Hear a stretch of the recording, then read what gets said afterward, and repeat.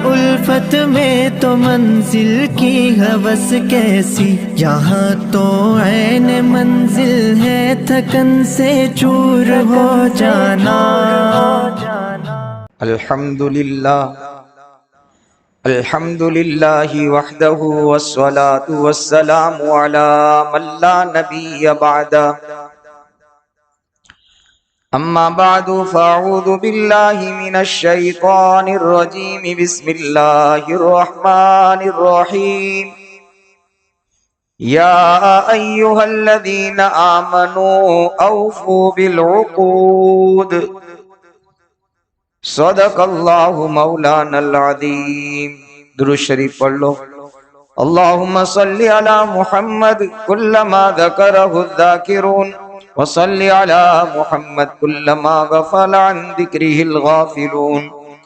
یا رب صلی وسلم دائما ابدا علی حبیبک خیر الخلق کلہم۔ قابل احترام حضرات، سامعین کرام، بزرگوں، عزیز اور بھائیو، پچھلی 2 مجلسوں میں درس حدیث کی ہمارا عنوان، ہمارا موضوع یہ چل رہا تھا کہ اگر کوئی اللہ کا بندہ یا اللہ کی بندی وعدہ اور معاہدہ پورا کرتا ہے تو اس کی فضیلت کیا ہے، اس کا ثواب کیا ہے، اور اگر کوئی اللہ کا بندہ یا اللہ کی بندی وعدہ شکنی کرتی ہے یا کرتا ہے، وعدہ توڑ دیتا ہے، خلاف ورزی کرتا ہے، تو اس کا گناہ کیا ہے اور اس گناہ پر آخرت میں کیا عذاب ہوگا، وہ آج عرض کروں گا۔ آج 2 باتیں عرض کرنی ہے اور اس موضوع کو مکمل کرنا ہے۔ پہلی بات یہ عرض کرنی ہے کہ وعدہ کتنی طرح کا ہے، اس کے اقسام کتنے ہیں۔ کچھ اشارتاً پچھلی مجلس میں عرض کیا تھا کہ وعدہ ایک تو بندے کا وعدہ اپنے معبود، اپنے رب، اپنے اللہ کے ساتھ ہے۔ وہ کون سا وعدہ ہے؟ وہ یہ ہے کہ میں نے اور آپ نے جو کلمہ پڑھا ہے، لا الہ الا اللہ محمد الرسول اللہ، کہ میرے اللہ، میں تیرے احکامات کو پورا کروں گا اور اس احکامات کے پورا کرنے میں میں پیروی کروں گا، نقش قدم چلوں گا محمد الرسول اللہ صلی اللہ علیہ وسلم کے۔ یہ وعدہ ہے، لا الہ الا اللہ، یہ وعدہ ہے میرا اور آپ کا اپنے اللہ کے ساتھ۔ اگر اس وعدے کی خلاف ورزی ہم کرتے ہیں، وعدہ شکنی کرتے ہیں، تو وہ عذابات کے ہم شکار ہوں گے جو ابھی احادیث میں بیان کیے ہیں، میں آپ کے سامنے عرض کروں گا۔ اللہ میری اور آپ کی اس سے حفاظت فرمائے۔ وعدے کی دوسری قسم یہ ہے کہ بندے کا وعدہ بندوں کے ساتھ، جیسے ہم دنیا کے وعدے کرتے ہیں، کوئی ایگریمنٹ بھی کرتا ہے، ایک وعدہ کرتا ہے اور ایک معاہدہ کرتا ہے۔ وعدہ ایک طرف سے ہوتا ہے، معاہدہ 2 طرف سے ہوتا ہے، اس میں بھی آدمی آگے پیچھے کرتا ہے۔ اگر وعدہ شکنی ہو گئی، معاہدہ کو توڑ دیا، تو اس میں بھی خطرہ ہے آخرت کے عذابات کا۔ تیسرا وعدہ بندہ اپنی ذات سے کرتا ہے، منت مان لی میں نے کہ اللہ یہ کام ہوگا، تیرے نام کی منت مانتا ہوں۔ یہ انسان کا، بندے کا وعدہ اپنی ذات سے۔ اگر خلاف ورزی کرے گا تو آخرت میں عذابات کا شکار ہوگا۔ کوئی قسم کھا لی ہم نے، اللہ تیری قسم کھا کر میں یہ بات کر رہا ہوں کہ فلاں کام ہو جانے پر میں اتنا صدقہ کروں گا، اتنی نمازیں نفل پڑھوں گا، اتنے روزے رکھوں گا۔ یہ میرا اور آپ کا اپنا وعدہ اپنی ذات کے ساتھ ہے، اور اللہ کو اس پر ہم نے گواہ بنایا۔ پورا نہیں کیا تو عذابات کا خطرہ ہے۔ ایک وعدہ ہمارا اور آپ کا اپنے ملک کے لو اور قانون کے ساتھ، جس ملک میں رہ رہے ہیں ہم اس ملک کے لو اور قانون کے پابند ہیں۔ اگر ہم نے اس کی خلاف ورزی کی تو نہ صرف یہ کہ ہم ملک کے لو اور قانون کی خلاف ورزی کے مرتکب ہوں گے، یعنی اس کی سزا ملے گی، اتنا ہی نہیں ہے بلکہ اللہ رسول کی نظر میں بھی ہم گنہگار ہیں۔ اس کی مثال عام طور پر اس کو آدمی معمولی سمجھتا ہے کہ ملک کا قانون توڑا تو کیا ہو گیا، اس وقت کے بہت بڑے عالم دین حضرت مولانا محمد تقی عثمانی دامت برکاتہم العالیہ، اللہ تعالیٰ تمام ہمارے اکابر مشائخ اللہ والوں کا سایہ ہمارے سروں پر اللہ تعالی عزت عافیت کے ساتھ باقی رکھے، آمین۔ یہ ان کے رات کے رونے نے ہم کو بھی زندہ رکھا ہے، سمجھ لو، اللہ کی دھرتی پر چلانے کے قابل رکھا ہے۔ ہم تو رات میں سوتے ہیں، وہ ہمارے لیے گرم گرم آنسو بہاتے ہیں۔ وہ فرماتے ہیں کہ میرے والد محترم حضرت مولانا محمد شفیع عثمانی مفتی اعظم صاحب مالک القرآن نور اللہ مرکدہ، وہ فرمایا کرتے تھے کہ لوگ یہ سمجھتے ہیں کہ ملک کا قانون توڑا تو کوئی مسئلہ ہی نہیں ہے، یہ بہت بڑا دھوکہ ہے شیطان، اور انسان دھوکے میں پڑا ہے۔ پھر حضرت یوں فرماتے تھے کہ سیدنا موسیٰ علیہ السلام جس ملک یعنی مصر میں رہ رہے تھے، دلیل دے رہے تھے، دلیل میں حضرت موسیٰ علیہ السلام کا واقعہ پیش کرتے تھے کہ موسیٰ علیہ السلام جس ملک میں رہ رہے تھے مصر کے اندر، ایک مرتبہ موسیٰ علیہ السلام کے ماننے والے بنی اسرائیل کے کسی آدمی کا فرعون کے کسی آدمی کے ساتھ، قبطی کے ساتھ جھگڑا ہو گیا۔ موسیٰ علیہ السلام کا ماننے والا مظلوم تھا بیچارہ، اور قبطی ظالم تھا۔ اس درمیان میں موسیٰ علیہ السلام کا گزر ہو رہا ہے۔ موسیٰ علیہ السلام دیکھتے ہیں کہ میرے ماننے والے پر ظلم ہو رہا ہے، اور فرعون کا ماننے والا قبطی ظالم بنا پڑا ہے۔ دونوں کو چھڑانے کے لیے گئے، ایک دوسرے سے دور کرنے کے لیے گئے، اور موسیٰ علیہ السلام تو اللہ کے نبی تھے، ویسے بھی نبیوں میں جنت کے 40 آدمیوں کی طاقت ہوتی ہے، اور موسیٰ علیہ السلام کی طاقت کا اندازہ تو تفسیروں میں مولانا سے آپ نے بہت سنا ہے، موقع نہیں ہے۔ بہرحال مصالحت اور چھڑانے کے لیے، ایک دوسرے کو دور کرنے کے لیے جب بیچ میں پڑے ہیں، ان کو یوں دور کیا، ان کو یوں دور کیا، اس درمیان میں ایک مکہ لگ گیا قبطی کو، اور اللہ کا فیصلہ تھا، ان کی زندگی ختم ہو گئی تھی، بہانہ بن گیا، مکہ لگا اور وہیں وہ گر کر کے مر گیا قبطی۔ اس پر موسیٰ علیہ السلام بار بار اللہ سے استغفار کرتے تھے۔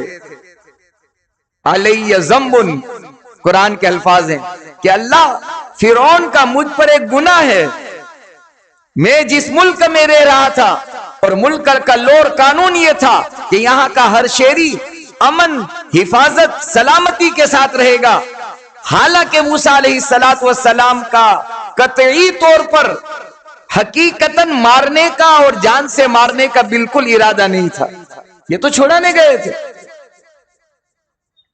لیکن چونکہ ملک کا لور قانون تھا کہ یہاں کا ہر شہری امن اور سلامتی اور حفاظت میں رہے گا، تو کہ اللہ مجھ سے ایک گناہ ہو چکا ہے۔ اور ایک مسئلہ اور سمجھ لو کہ موسیٰ علیہ السلام نے جس کو مارا تھا وہ کافر تھا اور حربی تھا، اور شریعت میں کسی طرح کی گنجائش نکل آتی کہ اگر ان کو مار دیا جائے تو اس پر کوئی تاوان نہیں ہوگا۔ اس کے باوجود بھی مفسرین نے لکھا ہے کہ چونکہ یہ ملک کے لو اور قانون کو ماننے کا انہوں نے عہد کیا تھا، ہم جو آدھار کارڈ بناتے ہیں نا، الیکشن کارڈ بناتے ہیں نا، یہ سارے لو اور قانون ہے کہ اس ملک کے سارے لو اور قانون کو فالو کریں گے، مانیں گے، ایکسپٹ کریں گے، پورا کریں گے۔ یہ ہم اپنی گورنمنٹ، اپنی سرکار کو ہم عہد کر رہے ہیں، اس کے ساتھ معاہدہ اور ایگریمنٹ کر رہے ہیں ہم۔ لہذا حضرت مفتی شفیع صاحب نور اللہ مرکدہ دلیل یہ پیش کر رہے تھے کہ موسیٰ علیہ السلام نے اس کو گناہ سمجھا، کیونکہ ملک کا قانون تھا، فرعون کا قانون تھا، اس کو توڑ دیا۔ بہرحال ایک ہماری قسم معاہدے کی یہ ہے، وعدے کی یہ ہے، جس ملک میں رہ رہے ہیں اس ملک کے لو اور قانون کو پورا کرنا۔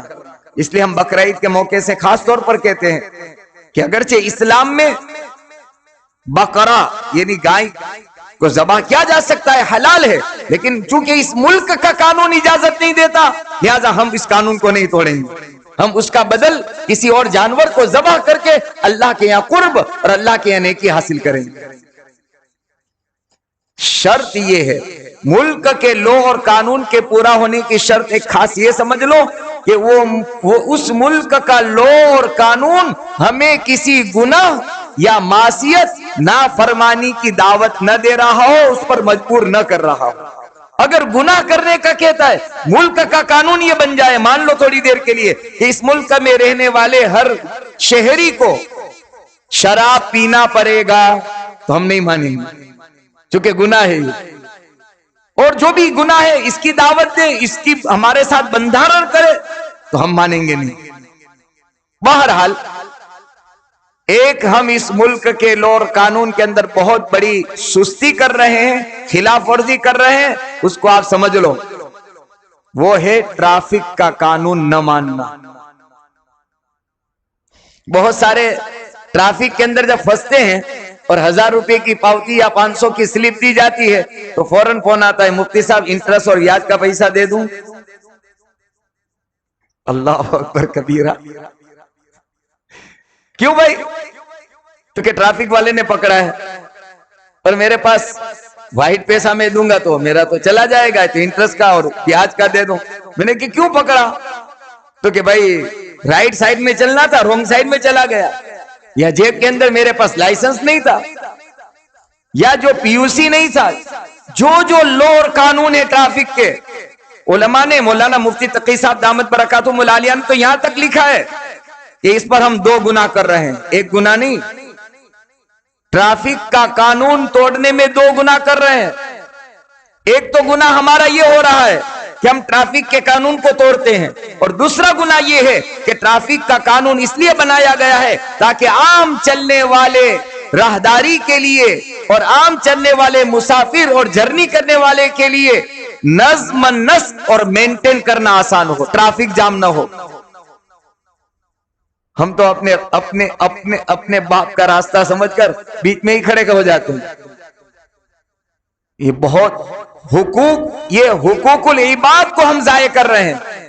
پتہ نہیں ہم سے پیچھے والا کون سی ایمرجنسی کے اندر چل رہا ہے، کون سے کام کے لیے گھر سے نکلا ہے، کتنی جلدی کے اندر نکلا ہے، ان کے کیا تقاضے ہیں مجھے اور آپ کو پتہ نہیں ہے، اور ہم نے گاڑی بیچ میں کھڑی کر دی۔ یاد رکھنا، دین صرف نام روزے نماز کا نہیں ہے، حضرت نے لکھا ہے اپنے خطبات میں، دین صرف نام روزے نماز کا نہیں ہے، تسبیح گما لینے کا نام نہیں ہے۔ اللہ کے آخری نبی محمد صلی اللہ علیہ وسلم نے مجھے اور آپ کو کامل مکمل دین دیا ہے۔ پیدا ہونے سے لے کر موت تک جتنے بھی شعبے اور جتنے مرحلے آئیں گے، ہر ایک کا دین اللہ کے آخری نبی صلی اللہ علیہ وسلم دے کر گئے ہیں۔ ایسا دین کہیں نہیں ملے گا جو انسان کو سواری پر سوار ہونے کا راستہ اور طریقہ بھی بتائے، لو اور قانون بھی بتائے۔ تو ایک تو گناہ یہ ہم نے کیا کہ اس ملک کے ساتھ ہم نے وعدہ اور عہد کیا تھا، ایگریمنٹ کیا تھا کہ سواری کے جتنے قانون ہیں ہم اس کو فالو کریں گے، پورا کریں گے، اس کی خلاف ورزی کی۔ دوسرا گناہ ہم نے یہ کیا کہ جو نظم نسق تھا، ایک طرح کا ٹریفک کا ایک نظام چلتا ہے، نظام، اس نظام میں ہم نے گڑبڑی کر دی۔ آپ دیکھیں گے چیتا خانہ چوک میں کبھی آدھا گھنٹہ ٹریفک جام ہو جاتا ہے، کیوں؟ کہ ہم نظم و نسق کے ساتھ نہیں چلتے، جو لائن چلنے کی ہے وہ آنے والا اس پر آ جاتا ہے۔ بہرحال اس سے پرہیز کرنا چاہیے۔ ایسا مت سمجھنا کہ بھائی ہم اپنی مرضی سے ملک میں چاہے تو رہ لے اور ملک میں چاہے تو اللہ رسول کے بھی ہم گنہگار ہیں۔ بہرحال ایک قسم یہ ہے، ایک قسم تو کہ بندے کا اپنے رب کے ساتھ معاہدہ ہے، وعدہ ہے، ایک بندے کا بندوں کے ساتھ معاہدہ ہوتا ہے، اور ایک بندے کا اپنی ذات کے ساتھ ہوتا ہے، منت مانی، قسم کھائی، جو بھی۔ اور تیسرا یہ کہ جس ملک میں ویزا لے کر ہم گئے، یوروپ میں گئے، کسی اور کنٹری میں گئے ہم، تو ویزا لینا اس بات کی دلیل اور علامت ہے کہ اس ملک کے سارے قانون کو ہم فالو کریں۔ ہمارے یہاں چلتے پھرتے تھوکنے کی عادت ہے کہ نہیں بھائی؟ پان کی پچکاری کہیں بھی مال لو، کہیں بھی تھوک دو۔ اللہ کی شان، ایک مرتبہ مجھے کویت جانا ہوا اور عادت تھی، اور کبھی بلغم کی وجہ سے آدمی تھوک لیتا ہے، جیسے ہی میں نے تھوکا فوراً شرطہ آیا، پولیس آئی، کیا کر رہے ہو یہ تو کہ اس طرح سے تھے اور مسافر تھے، تو انہوں نے تو ہم को इग्नोर कर दिया, उन्हें छोड़ दिया। हमारे साथी ने कहा, मौलाना साहब ये इंडिया नहीं है कि जहां चाहे थूक लो, यहाँ भी कानून है, रास्ते में आप नहीं थूक सकते। उसकी थूकदानी की जगह बनाई है, डस्टबिन बनाई अलग जगह पर, वहां जाकर आप थूको और वहां जाकर सिगरेट पीना, जो भी हर जगह बनाई हुई। बहरहाल उस मुल्क का हमने अगर किसी मुल्क का वीजा लिया है तो उस मुल्क के सारे कानून को पूरा करना ये हमारी दीनी जिम्मेदारी है। पूरा नहीं करेंगे तो जो अजाबात आखिरत के जिक्र किए गए इसके हम अल्लाह के यहां मुस्तहिक हो सकते हैं। अल्लाह हिफाजत फरमाए। 3 रिवायतें अर्ज करके बात को खत्म करता हूं, आखिरत के क्या क्या अजाबात। पहली रिवायत मुत्तफक अलैह है, सैयदना अब्दुल्लाह इब्न मसूद रदी अल्लाह ताला अन्हु, बुखारी शरीफ में रिवायत है, मुस्लिम शरीफ में रिवायत है। 3 रावी इस रिवायत को बयान कर रहे हैं, अब्दुल्लाह इब्न मसूद रदी अल्लाह ताला अन्हु, अब्दुल्लाह इब्न उमर रदी अल्लाह ताला अन्हुमा और सैयदना अनस रदी अल्लाह ताला अन्हु। तीनों फरमाते हैं नबी अकरम सल्लल्लाहु अलैहि वसल्लम ने फरमाया, कयामत के मैदान में आहद शिकनी करने वाला, वादा तोड़ने वाला, उसके पास एक झंडा होगा। क्यों? ये इसलिए होगा कि अरब का एक दस्तूर था, अरब मुल्क के अंदर एक कानून था कि जो कोई वादा तोड़ता था तो हज के जमाने में वो हज के लिए आता था तो उसके खेमे, यानी जहां टेंट बंधा होता है, रहते हैं, उस खेमे के सामने अरब वाले एक काला झंडा लगा देते थे। लोग पूछते थे काला झंडा क्यों है? तो कि ये आदमी इतना घिरा हुआ है कि इंसानों से वादा तोड़ता है, ये काला झंडा उसकी निशानी है। और जो आदमी हर हाल में वादा पूरा करता, अरब लोग उसके घर और उसके खेमे के सामने सफेद झंडा गाड़ देते थे। लोग पूछते ये किसकी अलामत? तो कि वादा पूरा करने वाला है। मरने, अगर मौत भी सामने आ जाए तो मौत की परवाह न करके भी इसने अपनी जिंदगी में सबके साथ वादा पूरा किया, इसकी अलामत। दूसरी रिवायत सैयदना अबू सईद खुदरी रदी अल्लाह ताला अन्हु की है, मुस्लिम शरीफ में रिवायत मौजूद है। फरमाते हैं ये झंडा अल्लाह उसके हाथ में नहीं, कयामत के मैदान में। दूसरी रिवायत मुस्लिम शरीफ की अर्ज कर रहा हूं। पहली रिवायत में तो अल्लाह उसको एक झंडा देंगे और ये झंडा कयामत के मैदान में सारी इंसानियत देखेगी कि ये वादा तोड़ने वाला है। हज में तो चंद आदमी आते थे, नबी अकरम सल्लल्लाहु अलैहि वसल्लम के जमाने में चंद आदमी के सामने आदमी रुस्वा हो जाता था। कयामत के मैदान में तो सारी इंसानियत, सारे अंबिया, सारे सहाबा, सारे औलिया और सारे सुलहा के सामने आदमी रुस्वा होगा।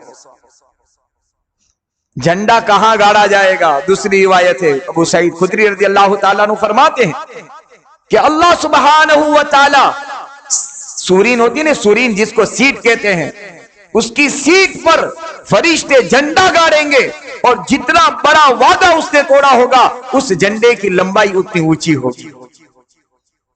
कैसे कैसे हमने और आपने वादे दुनिया में तोड़े हैं।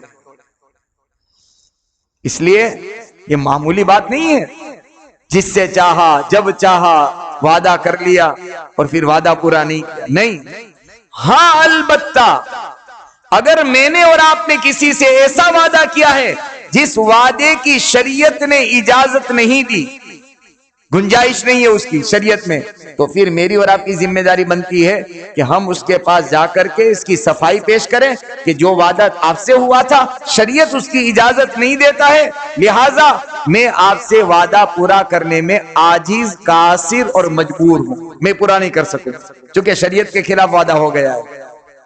बहुत सारे ऐसे मिसालें हैं। मसलन हमने किसी से गुनाह करने का वादा कर लिया, फला जगह जाएंगे और टाइम पर तू भी पहुंच जाना और फला गुनाह करना है, मान लो एक मिसाल दे रहा हूं। फिर किसी अल्लाह वाले ने समझाया तो ये वादा हमने गुनाह का किया था, हम जाएंगे तो मैं वादा पूरा नहीं कर सकूंगा क्योंकि गुनाह का वादा हुआ। बहुत सारी और भी मिसालें। तो एक तो ये है, जितना बड़ा वादा हम तोड़ेंगे इतना बड़ा झंडा उस आदमी की सूरीन पर फरिश्ते के जरिए अल्लाह गड़ा देगा। दूर से इंसानियत नजर आए, इंसान देखेंगे इसने वादा तोड़ा है। और एक रिवायत मुस्लिम शरीफ के अंदर है, सैयदना अबू हुरैरा रज़ी अल्लाह ताला अन्हु, आखिरी रिवायत, बात खत्म कर रहा हूं। सैयद हदीस कुदसी है, अबू हुरैरा रज़ी अल्लाह ताला अन्हु फरमाते हैं कि अल्लाह के नबी मोहम्मद रसूलुल्लाह صلی اللہ علیہ وسلم نے فرمایا قیامت کے میدان میں 3 آدمیوں کے بارے میں خود مدعی بنوں گا، اس کے سامنے میں کھڑا رہوں گا، مدعی بنوں گا۔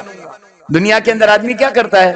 2 آدمی جب وعدہ کرتے ہیں تو تیسرے کو گواہ بناتے ہیں، اور کوئی اچھے مرتبے والے اچھے انسان کو بناتے ہیں، وہ اس کو لے کر آ اور اس کی حاضری میں بات ہوگی تو میں تیری بات مانوں گا۔ اسی طرح سے دنیا میں اگر اللہ کا واسطہ دے کر، اللہ کا نام لے کر کسی آدمی نے کوئی وعدہ کیا ہے، حدیث قدسی میں نبی اکرم صلی اللہ علیہ وسلم فرماتے ہیں قیامت کے میدان میں ایسے 3 آدمی ہوں گے، اللہ اس کے خلاف مدعی بنیں گے، اللہ مدعی بنیں گے۔ ایک وہ آدمی جس نے کسی سے وعدہ کیا دنیا میں اور اللہ کی قسم کھائی، یا یوں کہا کہ میں اللہ کو حاضر ناظر رکھ کر، ہم کہتے ہیں اللہ دیکھ رہا ہے، اللہ کو حاضر ناظر رکھ کر میں بات کر رہا ہوں، اللہ کو حاضر اور ناظر کہہ کر اللہ کی قسم کھا کر وعدہ کیا اور اس وعدے کو پورا نہ کیا، حدیث قدسی میں اللہ کے نبی صلی اللہ علیہ وسلم فرماتے ہیں اللہ ان کے مدعی بنیں گے، اور اللہ جس کے مدعی بن جائے اس کی ہلاکت میں کوئی شک نہیں، وہ ہلاک ہوگا، وہ برباد ہوگا۔ ایک تو وعدہ خلافی کرنے، دوسرا وہ آدمی، پہلے زمانے میں سفر ہوتے تھے پیدل، گھوڑوں پر، کھچروں پر، اونٹوں پر ہوتے تھے، اور راستوں میں ڈاکو ڈاکہ زنی کرتے تھے، مال لوٹ لیتے تھے، انسانوں کو لوٹ لیتے تھے، پھر اس انسانوں کو غلام بنا کر مارکیٹ میں بیچ دیتے تھے۔ فرمایا وہ آدمی جس نے کسی قافلے پر ڈاکہ ڈالا، کسی آدمی کو غلام بنایا اور اس غلام کو بازار میں بیچ دیا اور اس سے جو پیسہ کمایا اس آدمی کے خلاف بھی، اور بازار میں یوں کہہ کر بیچا کہ یہ میرا غلام ہے، کیا کہہ کر بیچا؟ حالانکہ غلام نہیں تھا، اس نے ڈاکہ ڈالا۔ غلام تو خریدا جاتا ہے پیسوں سے، اس نے جھوٹ بولا، اس کو غلام بتایا مارکیٹ میں، اور اس سے جو پیسہ آیا اس کو استعمال کیا۔ ایسے آدمی کے خلاف بھی اللہ قیامت کے میدان میں مدعی بنے گا۔ تیسرے وہ آدمی، اس میں ہماری بہت کمزوری ہے، دل کے کانوں سے اور عمل سے سننا۔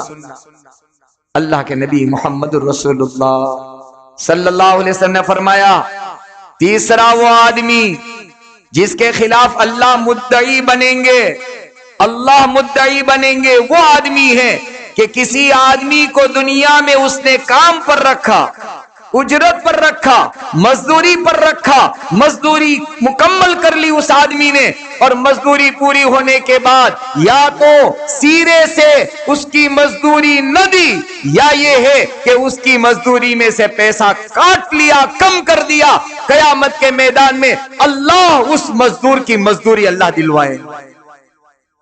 چونکہ میں نے آپ سے وعدہ کیا تھا کہ شام ہوتے میں 200 یا 300 روپے آپ کو مزدوری دوں گا، اتنا کام آپ کو کرنا ہے، اس نے کام پورا، اس لیے تو حدیث میں فرمایا کہ مزدور کی مزدوری اس کا پسینہ خشک ہونے سے پہلے ادا کرو، یہ آقا کا ارشاد صلی اللہ علیہ وسلم۔ مزدور کا حق بھی محمد رسول اللہ صلی اللہ علیہ وسلم نے دلوایا ہے، ہر ایک کا حق آپ نے دلوایا ہے، ایسی شریعت ہے، ایسا اسلام ہے، ایسا مذہب کہیں نہیں ملے گا، اس مذہب کے ہم ماننے والے ہیں۔ تو فرمایا قیامت کے میدان میں اس مستاجر کے لیے، اس مزدور کے لیے محمد صلی اللہ علیہ وسلم فرماتے ہیں اللہ اس مزدور کے پاس کھڑے ہو کر کے جس نے مزدوری پر اس کو رکھا ہے اللہ مدعی بنیں گے، اس کا حق دے، اللہ مدعی بنیں گے۔ حق کہاں سے دے گا؟ وہ تو ضائع کر دیا، اس کی ہلاکت بربادی میں کوئی شک نہیں۔ اس لیے آپ سے گزارش ہے، چند باتیں جو آپ کی خدمت میں عرض کی تھی، اصل تو کیا ہے، اس لیے میں بھی عرض کرتا ہوں اور آپ کو اس لیے بھی سناتا ہوں کہ اس میں آج ہماری بہت سستی، وعدہ خلافی میں بہت سستی، بچوں کا کھیل ہم نے بنا دیا اس کو، کسی سے بھی جب چاہے جو چاہے وعدہ کر دیا۔ اس لیے میں نے ہمارے ایک محسن، ہمارے کرم فرما کا ایک عمل آپ کو بتایا تھا، ہمیشہ ان کی زبان کا یہی بول ہوتا، آپ سے میرا کوئی وعدہ نہیں ہے، جو بات آپ نے کہی ہے انشاءاللہ میں پوری کرنے کی کوشش کروں گا، وعدہ نہیں کرتا ہوں۔ کوئی آپ کو کسی کے لیے سلام سلام پہنچاتے نا سلام کہ میرا سلام پہنچا دینا, ہم کیا کہتے ہیں, ہاں فکر مت کر میں سلام پہنچا دوں گا. یہ بھی وعدہ ہے. اس لیے سلام پہنچانے والا یہ جملہ کہے. کون سا جملہ؟ بشرط سہولت اور آسانی اور یاد رہے تو. کیا آسانی کے ساتھ آپ کو یاد رہے تو فلاں کو میرا سلام پہنچا دینا. اب یہ سامنے والا وعدے سے نکل گیا. یاد رہا تو ٹھیک ہے, نہیں رہا بھول گیا تو آسانی نہیں تھی, ملاقات ہی نہیں ہوئی, ٹیلی فون موبائل بھی نہیں کر سکا, آسانی نہیں تھی. دونوں راستے اس کے چھٹکارے کے اس نے رکھے. اس لیے ہمارے اساتذہ ہمیشہ کہتے تھے, مولانا آپ جاتے ہو فلاں آدمی اگر ملے تو میرا بشرط سہولت اور بآسانی یاد رہے تو میرا سلام پہنچا دینا. اسی طرح کسی سے وعدہ کرو, بھائی کوشش کروں گا, وعدہ نہیں کرتا ہوں, اگر ہو گیا تو انشاءاللہ یہ کام آپ کا میں کر دوں گا. ٹھیک ہے, یہ بہت سستی ہے. مزدور کی مزدوری کے بارے میں بھی سستی ہے, اور پیسوں کے لین دین کے بارے میں بڑی سستی ہے, بڑے وعدے خلافی ہے, بڑی وعدہ خلافی. بہت ساروں کی تو عزت کی یعنی نیلام ہو جاتی, عزت نیلام ہو جاتی. کس کس سے ہم نے وعدے کیے, اور وہ ہماری زبان پر سامنے وعدہ کر چکا ہے کہ فلاں دن فلاں آدمی اتنا پیمنٹ دے گا. اس بنیاد پر آدمی سامنے وعدہ کر دیتا ہے, اور ہماری خلاف ورزی پر اس کی عزت کا مسئلہ آتا ہے, وہ بیچارہ کہیں سے قرض لے کر اپنا وعدہ پورا کرتا ہے. بہت بڑا عہد شکنی وعدہ خلافی حرام ہے, حرام حرام ہے شریعت میں. اس لیے اس کے عذابات بھی ایسے ذکر کیے گا حدیث میں. اللہ سے دعا ہے, عمل کا محتاج میں بھی ہوں, آپ سب بھی, ہم سب بھی ہیں. اللہ تعالیٰ مجھے اور آپ کو کہی گئی سنی گئی باتوں پر عمل کی توفیق عطا فرمائے, وعدہ اور معاہدہ پورا کرنے کی توفیق عطا فرمائے. وعدہ اور معاہدہ توڑنے اور خلاف ورزی کرنے سے اللہ میری آپ کی تمام مسلمانوں کی پوری پوری حفاظت فرمائے. اللہم لک الحمد کما ينبغي لجلال وجهك وعظیم سلطانك. اللهم لا نحصي ثناء عليك انت كما اثنيت على نفسك. يا رب صل وسلم دائما ابدا على حبيبك خير الخلق كلهم. الہ العالمین عمل کے محتاج ہیں, نفس و شیطان دھوکے میں ڈال دیتا ہے. اے اللہ دنیا کی رنگینیاں, اے اللہ دنیا کی چمک دمک نے ایسا دھوکے میں ڈالا کہ شریعت اور سنت سے ہم دور ہو گئے. اللہ تیرے احکامات اور تیرے نبی کے طریقوں سے دور ہو گئے. اے اللہ تیرے پیغمبر نے تو ہمیشہ وعدہ نبھایا, پیغمبر کے صحابہ نے نبھایا, ہم ان کے نام لیوائے ہیں. اللہ ہمیں وعدہ پورا کرنے کی توفیق عطا فرما. عہد شکنی سے ہماری حفاظت فرما, اور عہد شکنی ہو گئی ہو اللہ دنیا میں معافی نصیب فرما, اور آخرت کے عذابات سے ہماری حفاظت فرما. آخرت کے عذابات سے ہماری حفاظت. اللہ تو مدعی بنے گا تو ہماری ہلاکت اور بربادی میں کوئی شک نہیں ہے. اللہ ایسے دن آنے سے حفاظت فرما, اور ایسے دن دیکھنے سے حفاظت فرما. بیماروں کو شفا دے دے, قرض والوں کو قرضوں سے چھٹکارا دے دے. اللہ قید خانوں میں ہے, شفید ریش ہے, اے اللہ نبی کے وارث ہیں, اے اللہ رات کے رونے اور دھونے والے ہیں, اے اللہ سلاخوں کے پیچھے آج زندگی کے دن کاٹ رہے ہیں. مالک تیری نہ سونے والی آنکھ دیکھتی ہے, یہ ہمارا امتحان ہے اللہ, ہماری آزمائش ہے. اے اللہ ان ظالموں کو اسلام کی ہدایت دے دے. اللہ ان ظالموں کو ایمان کی دولت سے مالا مال کر دے. اگر ان ظالموں کے حق میں تیری طرف سے ازلی ابدی مہر اور سکہ لگ گیا ہے, اللہ انہیں ہدایت تیری طرف سے ملنا مقدر نہیں ہے, اپنی زمین کو پاک کر دے. ایک ایک کو چن کر ختم فرما. کہ اللہ ان کے آپس میں توڑ پیدا کر دے, آپس میں انتشار اور خلفشار پیدا کر دے. اے اللہ ان ظالموں کے لیے, اے اللہ ان ظالموں کو ہمارے لیے امتحان کا سامان نہ بنا. ہمارا ایمان بہت کمزور ہے. اللہ ملک میں رہنے والوں کی حفاظت فرما. اے اللہ جتنے بھی درس حدیث ہوئے ہیں, کہنے والے سننے والے سب عمل کے محتاج ہیں. اللہ ہمیں عمل کی توفیق عطا فرما. موت سے پہلے پکی سچی توبہ کی توفیق عطا فرما، اچانک کی موت سے حفاظت فرما۔ جو تیرے بندے تیرے نبی کی محبت میں آئے ہیں اے اللہ، ان کی دنیا آخرت کی حاجتیں ضرورتیں تو بہت جانتا ہے، اے دلوں کے راز اور بھید جاننے والے، ان میں جو پریشان حال ہے ان کی پریشانی کو دور کر دے، جو بیمار ہو انہیں شفا دے دے، جو جس چیز کا محتاج اور ضرورت مند ہو اللہ تو ان کو اپنے خزانے سے ان کی ضرورت کو پورا کر دے۔ ہمارے والدین، اساتذہ، ہمارے قریب اور دور کے رشتہ دار میں اے اللہ اس بستی کے قبرستان میں تیرے بندے تیری بندیاں سو چکی ہے، اللہ ان کی مغفرت فرما دے، جنت الفردوس میں اعلیٰ مقام عطا فرما دے۔ ہماری دعاؤں کو اور جن لوگوں نے ہمیں دعاؤں کے لیے کہا لکھا سنا متمنی متوقع ہیں یا اس پر ہمارا حق ہے دنیا آخرت میں، اللہ ان کے جو ہمارے پاس حقوق ہے ان کی ضرورت ہے دنیا آخرت کے اپنے خزانے سے پوری فرما دے۔ وصلی اللہ تعالی علی رسول خیر خلقہ سیدنا محمد وعلی آلہ وصحبہ اجمعین برحمتک یا ارحم